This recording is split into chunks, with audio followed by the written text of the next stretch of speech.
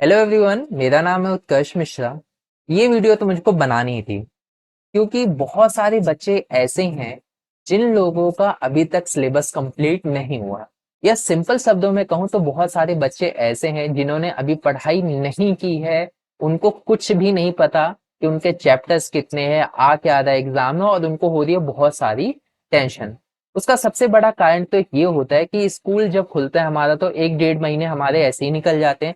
फिर छुट्टियां पड़ जाती है और छुट्टी पड़ने के बाद हमारे अंदर कहीं ना कहीं आलस आ जाता है और फिर से 1 2 1.5 महीने हमारे निकल जाते हैं और हमें पता नहीं चलता, और एग्जाम हमारे सर पर आके खड़े हो जाता है। तो ऐसे में आप लोग क्या करिए कि एक चीज तो बिल्कुल भी नहीं करना, वो है आपको टेंशन। टेंशन तो बिल्कुल भी नहीं लेना, क्योंकि टेंशन लेने से सोल्यूशन तो निकलने वाला नहीं है। आपको क्या करना है, टेंशन की जगह एक्शन लेना है। इस वक्त जो सबसे जरूरी चीज है वो है एक्शन। आपको वर्क करना पड़ेगा। तो आज हम लोग इसी टॉपिक के ऊपर बात करेंगे कि किस तरीके से आप अपने जो सिलेबस है उसको कंप्लीट करो मिड टर्म एग्जाम से पहले, ताकि आप लोगों के जो स्कोर हैं वो उसमें इंप्रूवमेंट हो सके। तो कुछ टिप्स मैं आपको बताऊंगा जिनको आपको फॉलो करना है। तो सबसे पहले चीज ये जानना है आप लोगों को कि आपका सिलेबस क्या है, क्योंकि सिलेबस एक बहुत बड़ी रिक्वायरमेंट होगी आप लोगों को इस गोल को अचीव करने के लिए। आपको ये पता होना चाहिए कि English, math, science, social science, political science, geography, history, जितने भी सिलेबस हैं, जितने भी बुक्स हैं, उसमें से कितना आपका आ रहा है एग्जाम में आपका क्या आएगा, कितने चैप्टर्स आ रहे हैं। अगर आपको पहली रिक्वायरमेंट तो ये होगी कि भाई आपको चैप्टर्स पता चल गए। अब चैप्टर्स के अंदर आपको ये भी पता करना है कि उन चैप्टर्स से आ कितने मार्क्स का रहा है, उनकी वैल्यू कितनी है। फॉर एग्जाम्पल आपने कैसे एक लिस्ट तैयार कर ली, फॉर एग्जाम्पल आपने सोशल साइंस की लिस्ट तैयार कर ली। इसके अंदर आपने ये लिख दिया कि ये चैप्टर ये हो गया, इस चैप्टर ये हो गया, ये तीसरा चैप्टर हो गया। ठीक है, 3 चैप्टर फॉर एग्जाम्पल एक बुक से आ रहे हैं। अगर आपको उनकी वैल्यू पता है कि इस चैप्टर से 4 मार्क्स का आएगा, यहाँ से 2 मार्क्स का आएगा, यहाँ से 6 आएगा, तो बहुत अच्छी बात है। अगर आपको वैल्यू नहीं पता तो इस चीज को आप स्किप भी कर सकते हो, कोई इतनी बहुत बड़ा ब्लंडर नहीं होगा। बट अगर ये अच्छी पता है आपको कि हर एक चैप्टर से कितने मार्क्स का आएगा, तो एक बहुत अच्छी बात होती है। क्लियर। अब ये करने के बाद फॉर एग्जाम्पल यहाँ से 3 चैप्टर है, तो आपको ये टिक करना है कि इन चैप्टर्स में से आपको कितना आता है। फॉर एग्जाम्पल मान लेता हूं मैं कि आपको फर्स्ट चैप्टर ही केवल आता है और सेकंड और थर्ड की स्टडी आपकी बिल्कुल नहीं है। तो इस वक्त क्या करना है कि समय आपके पास अभी थोड़ा सा तो है, उस टाइम के अंदर आप क्या करिए कि जो सेकंड या फिर थर्ड जो चैप्टर है उनको सबसे पहले प्रैक्टिस करिए। इन चैप्टर्स को याद करने की कोशिश करिए। अब देखो, याद में नहीं करना कि पूरा चैप्टर पूरा आप करने बैठ जाओ। क्लियर। टाइम है आपके पास, टॉपिक्स इजी हैं, करने में आसानी हो रही है, तो आप जा सकते हो। अगर नहीं हो रहा, प्रॉब्लम बहुत ज्यादा आपको महसूस होगी करने में, तो आप सबसे अच्छा तरीका है कि उसके वेरी इंपॉर्टेंट क्वेश्चंस करिए। ऐसे क्वेश्चंस करिए जो उस चैप्टर के बहुत इंपॉर्टेंट हैं। ऐसे टॉपिक्स को पढ़िए जो बहुत ही ज्यादा इंपॉर्टेंट है, और उनके नोट्स प्रिपेयर कर लीजिए क्वेश्चन आंसर्स के। ठीक है, क्वेश्चन आंसर्स के नोट्स प्रिपेयर कर दिए, बुक के अंदर मार्क डाउन कर लीजिए, स्टार बना दीजिए। जैसे बुक है, बुक के अंदर कोई टॉपिक लिखा है तो उसके बगल में स्टार बना लो कि इस चैप्टर में ये तो मुझे पढ़ना ही पढ़ना है। क्लियर। तो इससे करने से क्या होगा कि आपके जो चैप्टर्स के इंपॉर्टेंट क्वेश्चंस होंगे वो कवर हो जाएंगे, और ये पॉसिबिलिटी बढ़ जाएगी कि ये क्वेश्चंस जो आपने पढ़े हैं, जिस टॉपिक्स को आपने पढ़े हैं, क्योंकि ये इंपॉर्टेंट है, तो हो सकता है, पॉसिबिलिटी ज्यादा है कि ये क्वेश्चंस, ये टॉपिक एग्जाम में आ जाए। पहली चीज तो आप लोगों को ये करनी है। अब आगे अगर हम मूव करें, तो आप लोगों को एक चीज इस पूरे एग्जाम से पहले आपको मेंटेन करके चलनी है, वो आपकी है कंसिस्टेंसी।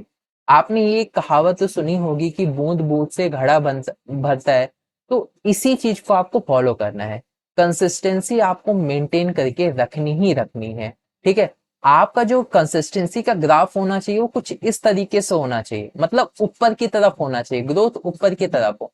ऐसा ना हो कि आपकी ग्रोथ यूं जा रही हो कि स्टार्टिंग में तो आपने खूब जी जान लगा के पढ़ लिए, 2 2 घंटे 4 4 घंटे पढ़ लिए, फिर जैसे जैसे टाइम आगे गया आप डाउन होते चले गए।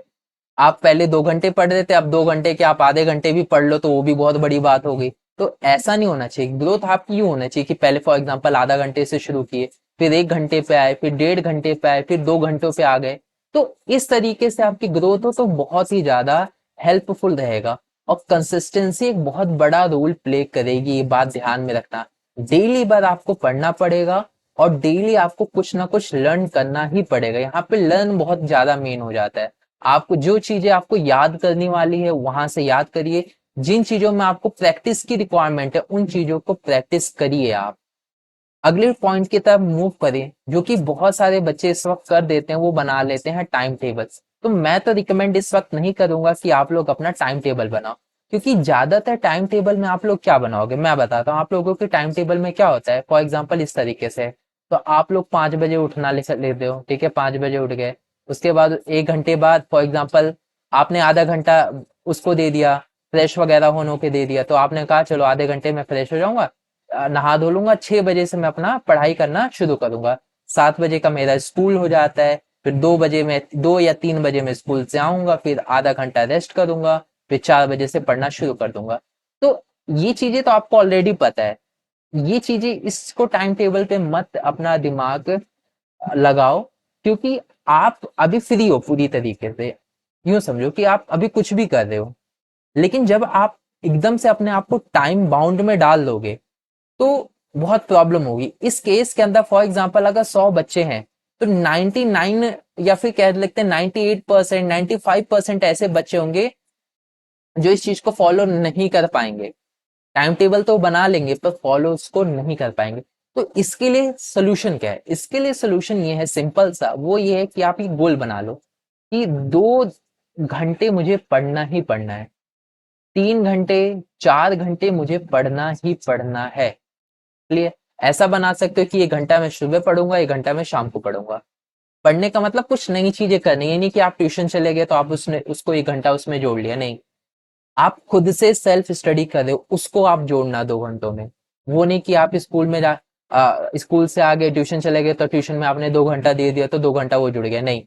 जो खुद आप बैठ के क्वेश्चन आंसर्स याद कर रहे हो, प्रैक्टिस कर रहे हो, वीडियो, अगर मेरी वीडियो भी देख रहे हो तो उसको भी मत जोड़ना। आप केवल उसी को ऐड करना जिसपे आप बैठ के लर्न कर रहे हो, चीजें याद कर रहे हो, या चीजों उन क्वेश्चन आंसर्स की प्रैक्टिस कर रहे हो। तो इसमें आपको 2 घंटा देना ही देना है मिनिमम।